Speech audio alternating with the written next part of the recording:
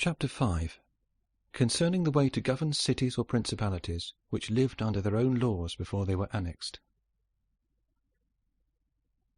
Whenever those states which have been acquired as stated have been accustomed to live under their own laws and in freedom, there are three courses for those who wish to hold them. The first is to ruin them. The next is to reside there in person. The third is to permit them to live under their own laws, drawing a tribute and establishing within it an oligarchy which will keep it friendly to you. And because such a government, being created by the prince, knows that it cannot stand without his friendship and interest, and does its utmost to support him. And therefore he who would keep a city accustomed to freedom will hold it more easily by the means of its own citizens than in any other way. There are, for example, the Spartans and the Romans. The Spartans held Athens and Thebes, establishing there an oligarchy. Nevertheless, they lost them. The Romans, in order to hold Capua, Carthage, and Numantia, dismantled them, and did not lose them.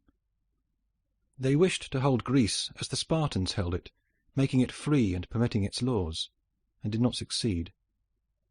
So, to hold it, they were compelled to dismantle many cities in the country, for in truth there is no safe way to retain them otherwise than by ruining them.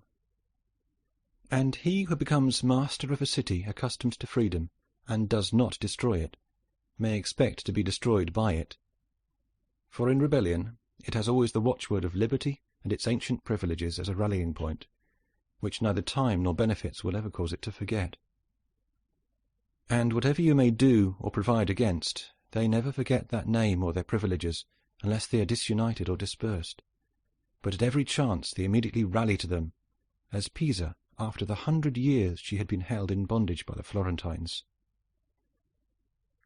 But when cities or countries are accustomed to live under a prince, and his family is exterminated, they, being on the one hand accustomed to obey, and on the other hand not having the old prince, cannot agree in making one from amongst themselves, and they do not know how to govern themselves.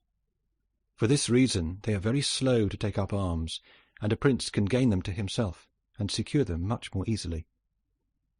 But in republics there is more vitality, greater hatred, and more desire for vengeance, which will never permit them to allow the memory of their former liberty to rest, so that the safest way is to destroy them or to reside there.